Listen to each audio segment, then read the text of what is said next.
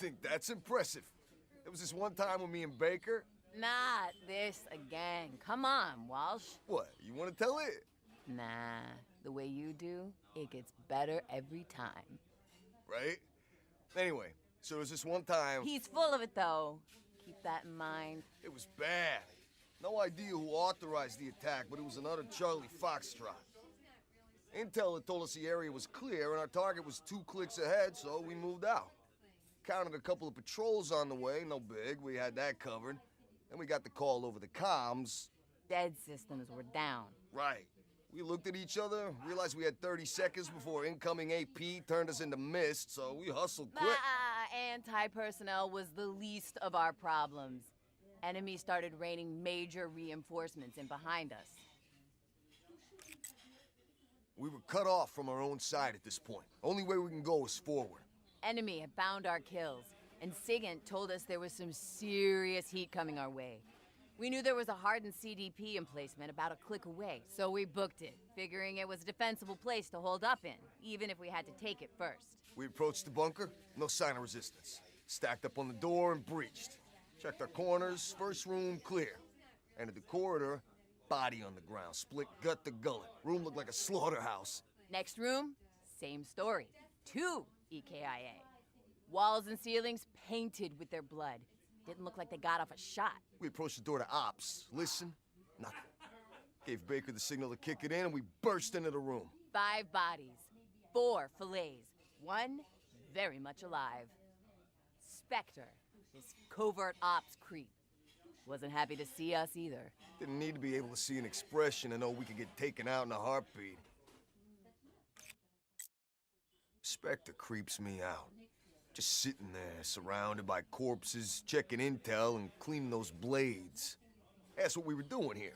Calm as anything. Calm lasted about 3 seconds when we said we had company coming in behind us. Said if we'd blown the mission, we'd be kissing our internal organs goodbye. Yeah, exact turn of phrase. Think you got called sugar at one point. Yeah?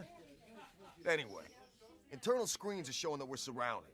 30 men at least with GI unit support. We move fast. Rig frags and tripwires in the first room and corridor, and we set up for a siege. We just finished digging in when wham! First tripwire goes. A couple of seconds later, we hear a couple of GIs go terminal to the second IED. Which is when I started pulling the trigger on my war machine and didn't let up until it ran dry.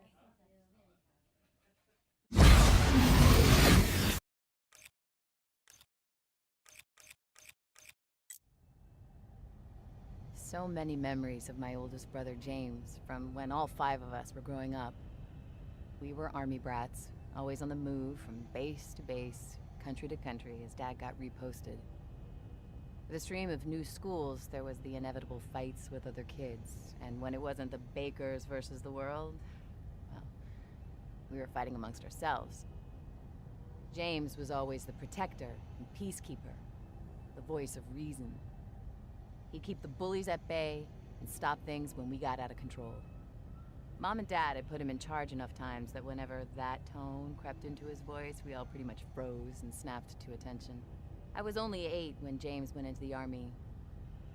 Without his influence around the place, we all basically ran wild. I think my folks were relieved as one by one, we followed him into the service. When I heard my mom's voice on the phone, I immediately knew something was wrong. James was KIA. They'd only found out this morning. I was to come home ASAP. Before I could say anything, she'd hung up. I had to get home. I informed my CO and packed my bags, trying my best not to let the shock of it knock me down. Dad met me off the transport, and while he drove us home, he told me what had happened. James's unit was running escort, moving civs out of a hot zone when they were engaged by a hostile rocket crew. He'd circled around, using terrain to flank and engage the enemy with a set of grav spikes. The spikes blew the crew's ammo dump sky high, and James, along with it, ever the protector. He gave his life, ensuring everyone else got to keep theirs.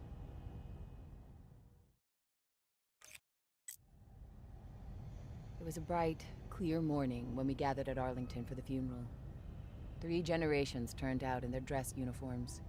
I was so lost in my own thoughts, I hardly heard the rifle volley ring out. The last time I attended a service here, I was a little girl, and Taps was playing for my uncle. I watched my father's face as the honor guard folded the Winslow Accord colors before presenting the tightly packed triangle to him. Sure.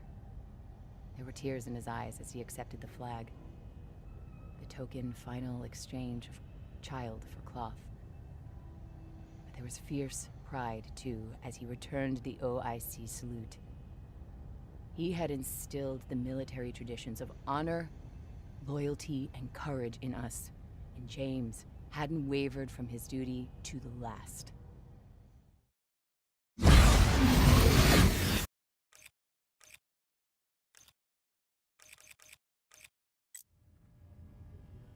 Things are very rarely entirely as they seem. The key is to try to grasp the bigger picture, to understand the larger forces at play. Work out what their goals and endgames might be. Only when you understand this does the pattern and the larger picture emerge. For example, Liquidation Order 821-16, high-ranking CDP military officer, commander of an elite rapid deployment unit, likes to get his hands dirty only when high kill counts are statistically likely. When not on operation, Clive remains in Central Command facility. Well defended. Hard to infiltrate. Untouchable. My third party was calling for target elimination at the earliest opportunity. How should I go about achieving my kill?